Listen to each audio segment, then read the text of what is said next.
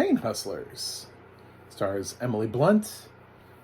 I want to say John Krasinski, but unfortunately this is not a Quiet Place sequel, so it's actually Chris Evans, Andy Garcia, and just some other folk down the line, but it's mostly Emily Blunt.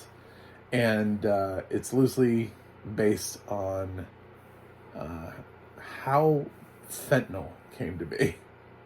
Where did fentanyl come from? It's directed by David Yates. It's sort of an interesting break from the barrage of media that we've had about the Purdue Pharma scandal, and reminds us that that's not the only scandal that we've had recently. We also have the guys behind fentanyl, and how they tried to push fentanyl out in the marketplace, and how that affected, and how doctors wrote prescriptions. It's very similar. It feels very similar.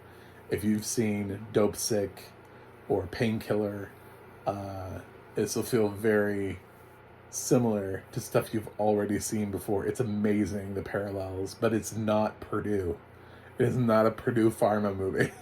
It's the other company, the lesser known company that pushed fentanyl, which you hear about all the time. Everybody's always talking about how it's everywhere now, and it's lacing into everything, and you can't trust anything anymore because it's all got fentanyl in it. Anyway, so yeah, so this is what that film is, and it's also got Brian Darcy James. I want to give him a shout out just because I'm a big fan. Not a lead, he's in it a lot, but I'm a big Brian Darcy James fan, so I meant to give him a shout out too. And this does have audio description on Netflix, so this was a film that Netflix took the time to take to some festivals, potential awards contender. It's not going to get any awards. I'll just go ahead and say that right now. I don't see this getting anywhere, or going anywhere, or doing anything. The reviews on it are not very strong. My reviews on it are not going to be very strong. Director David Yates has spent far too long directing Harry Potter movies. He hasn't directed anything like this since before he directed a Harry Potter movie, way back in the day. Yeah, nothing that's really come close. He took a break between the Harry Potter and Fantastic Beasts franchise, which he also directs, and directed Legend of Tarzan. So he's pretty much been in an element this whole time, and now he's in Pain Hustlers, which is like radically different than anything else he's directed in the last 15 years plus, you know? So he's brushing the dirt off his coat, the dust, and he's like, well, we're not making any more Fantastic Beasts movies, so I might as well start directing other things again. I thought this was like kind of clunkily directed. I think it's well acted. Chris Evans' accent was bothering the hell out of me, but that's only because I can hear Chris Evans and I know it's not his accent. You know what I'm saying? Like, it's different because it's like, I know that's not how Emily Blunt speaks, but I also believed her accent. Chris Evans, I know that's not how he speaks, but I didn't believe his accent. So take that for what you will.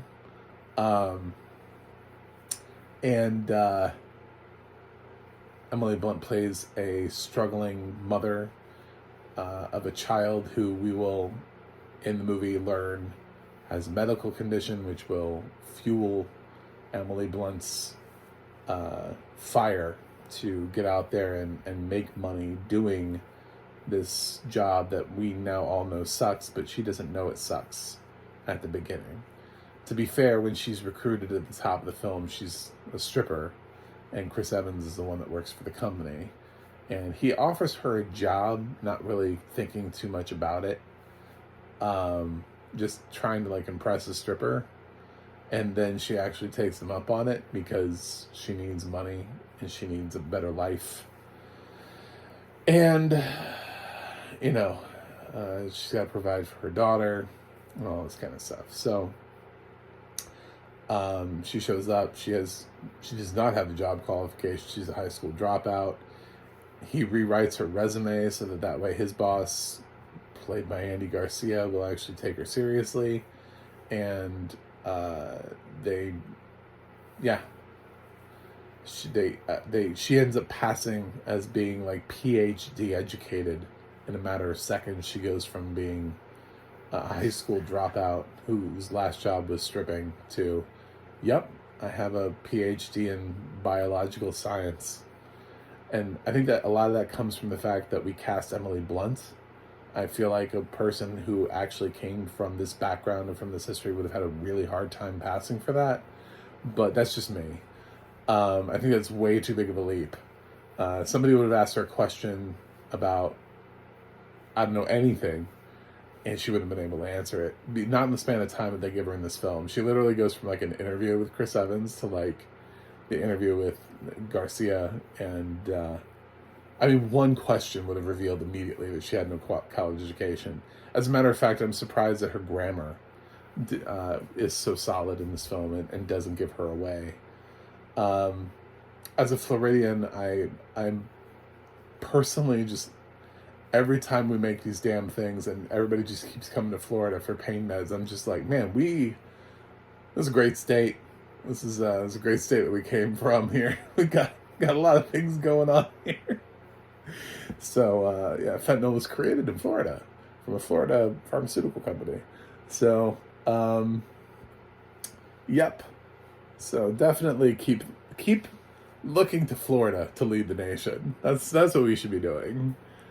Keep looking to us in every regard, because we clearly make all the right decisions down here. So, yeah, it's a pretty standard story. You know where this. I don't have to tell you where this movie goes. You know where this movie goes. It's not the first time this story has been told. It's just the first time it's been told from this pharmaceutical company's perspective instead of Purdue. Everybody wants to tell the Purdue story, so this is a nice change of pace. And I think Emily Blunt gives a good performance. It's not her strongest performance of her career. I know people want to give her an Oscar nomination. I would love to give her an Oscar nomination for something that she actually deserves an Oscar nomination for. Towards the end of the film, after her character has been developed, her character actually starts really resonating. It takes a long time. This film walks a fine line on genre about whether or not it's a comedy or a drama. It kind of wants to have it both. And then it goes, once people start dying, then it's like, well, we have to turn comedy off. And then it just kind of goes that way. So, yeah, not my favorite film of the year. I disagree with David Yates' choice of direction in having these cutaway conversations like it's a documentary. We're having interviews with people, and I disagree with that. I wouldn't have done it that way. I would have just shot the movie like a normal movie and trust that the film makes it on its own. These cutaway little interviews, these interjectory things that we have, they don't really fit, and they're kind of unnecessary. I won't even compare it directly with like another medical drama, but I'll say something like The Good Nurse, maybe, which was a medical drama, didn't have any cutaways of interviews of people pretending to be real people. The Big Short didn't, and that was sort of like an expose type of film. So it's just not something that really fits when ultimately you're faking it. At the end of the day, it's not real. These are not real people that are being interviewed. They're the actors being interviewed, pretending to be real people. So it doesn't have the same effect that I think David Yates thinks it has. And for me, that kind of pulls the film down. Yes, Chris Evans' accent was annoying me to some extent. It was quite over the top. Just hire Mark Wahlberg next time. Instead of asking Chris Evans to sound like Mark Wahlberg, just hire Mark Wahlberg. just hire him. I don't know. I don't know what else to say. I like Chris Evans, and this isn't the first time that he's been stuck in a a film about addiction. So I'm glad that he's expanding his dramatic range here, but he can't touch Emily Blunt. He still needs to do a lot of work to get there. Emily Blunt walks away with this movie, although Andy Garcia has a scene where his douchebaggery just overtakes and washes over you. And so I was like, wow. Yeah, there was definitely a moment where I was kind of floored that Andy Garcia chose this role, but otherwise, it is sort of and it goes all the way through to the end of the case to where people are, they're in court and judgment is being passed on them, and I definitely disagreed with the decision that's passed for Emily Blunt's character. It's probably, it lines up somewhat with probably the real, what actually really happened, but I definitely heard what the prosecutors were saying, and then the judge decided to dismiss what the prosecutors recommended and go her own way with it, and I just disagreed. So I thought I would disagree with a real life judge on that decision. I'd be like, actually what the prosecutor said is more important than what you just did. So maybe there's a different pathway, more of a happy medium, but that was not a happy medium. So interesting look. Not quite as good as I hoped it would be, but also I noticed that this is being released at about the same time this year as last year's The Good Nurse was, which I was not blown away by. I thought it was fine. It had some interesting performances, but I didn't really like the movie. This is actually almost the same bag. I like Emily Blunt. Not a huge... I think the film is kind of interesting, but I'm not blown away by it. And I'm actually probably going to give it the same grade I just gave The Good Nurse last year, in almost the same release slot for Netflix.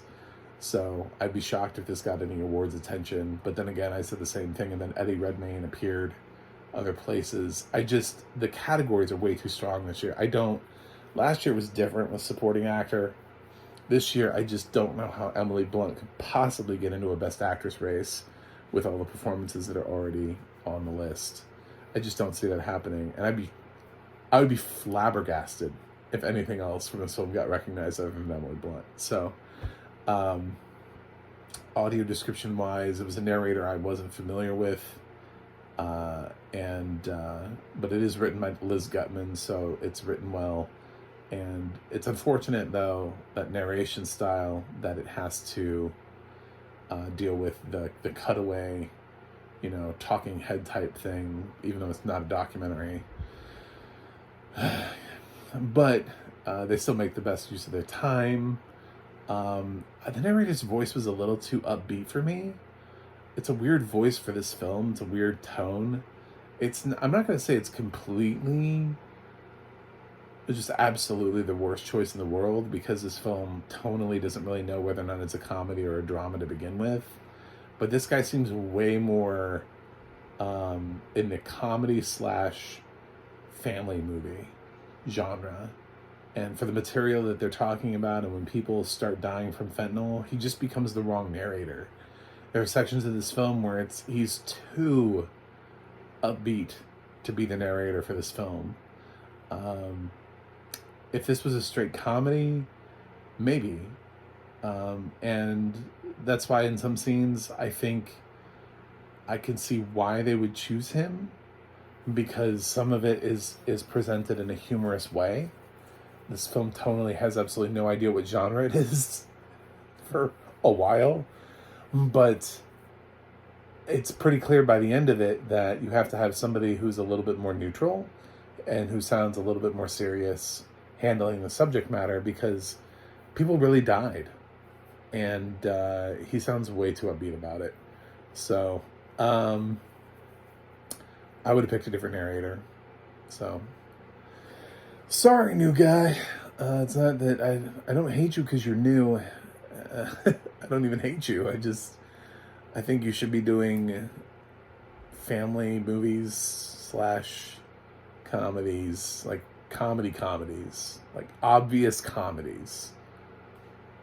Not this. So I'm gonna give Pain Hustlers a C+. Um, I think David Yates has spent way too long in the wizarding world, and he needs this film as a warm up to maybe directing something better, and having some sort of a comeback that doesn't involve anything having to do with Hogwarts.